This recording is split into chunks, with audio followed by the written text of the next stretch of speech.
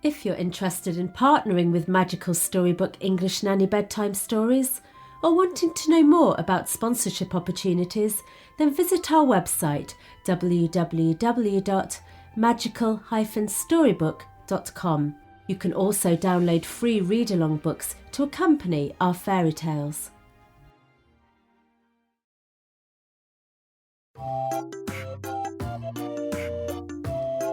The Martha and Chris Great Space Adventure.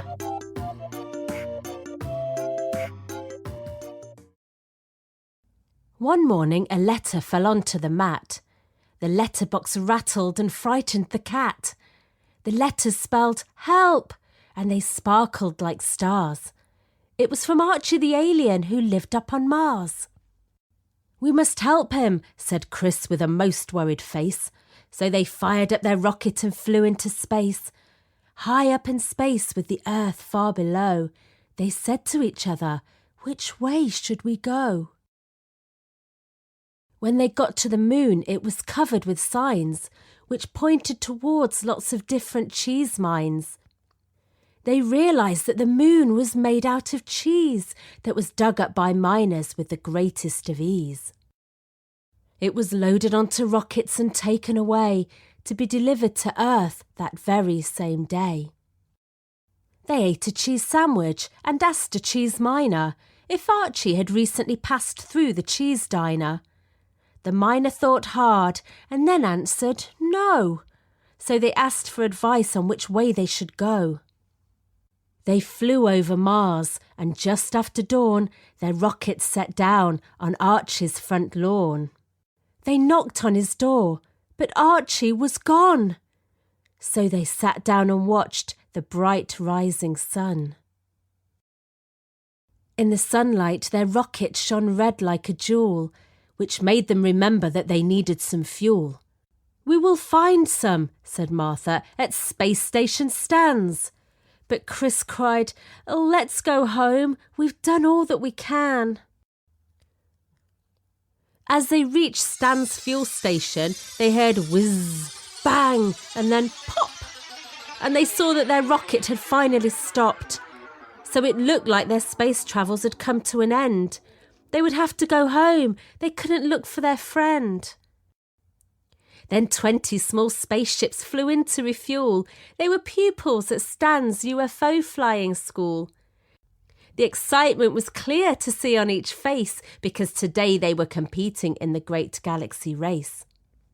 Stan showed Chris and Martha his fastest UFO and said that it would take them home if they still wanted to go.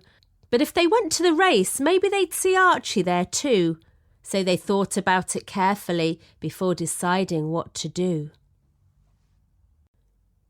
As they moved through the darkness, Chris pointed in awe as the stars began lighting, and the next thing they saw was a man on a ladder floating here and then there while checking the stars with the greatest of care. He stopped by the ones that were dull and not bright, while his ladder wobbled wildly to the left and to the right.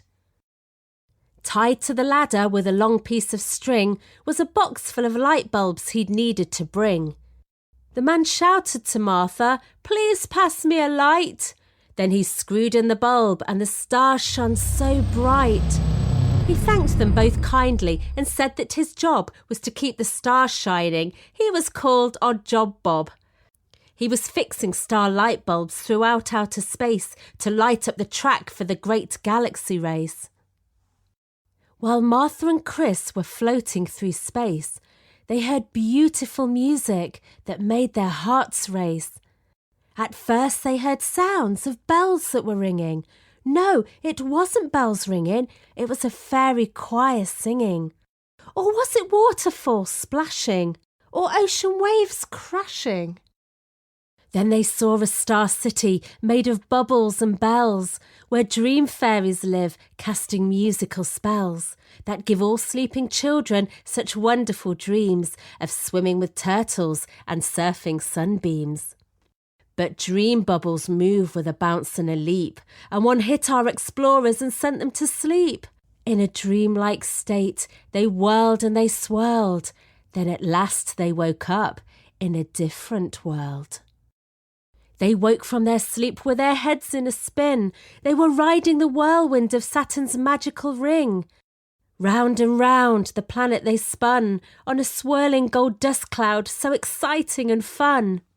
They laughed as the dust swirls made shapes so enchanting, like 3 mermaids dancing and unicorns prancing, and shooting stars looped as green dragons swooped, then flew up so high and waved them goodbye. They spun very fast until Chris shouted, "Jump!" and they leapt to the planet, which they hit with a bump. They found the wise wizard, who was trying to fix his robot co-pilot, which was standing on bricks. He asked, "Can you help me?" with a sad, frowning face, as he needed it to enter the great galaxy race. Martha thought, if we help him to mend his robot co-pilot, he might help us find our friend. The starting line of the great race was a sight to behold. There were big ships and small ships, the brave and the bold. From every star system, the competitors arrived to win the gold trophy for which they all strived. From the middle of the crowd, Martha and Chris heard a shout. It was Archie, who was waving at them and jumping about. Chris ran to him, grabbing the note from Martha's pocket, shouting, "What help do you need? We rushed here in our rocket." Then an embarrassed red blush covered Archie's whole face. He said, "I just needed help to choose a ship for the race. They're all my favourites and I can't decide, you see." Then Martha and Chris both laughed. "Oh, silly Archie." Then suddenly they heard the bang of the racer's starting gun. The great galaxy race had finally begun. The wise wizard, his robot, and space station Stan sped off on the track, and Martha and Chris ran towards Archie's spaceship, and together they chased all the other contestants on the star track through space. They sped round the track and around the Star Bear, and they rode the Big Dipper. It was a starlit fun fair.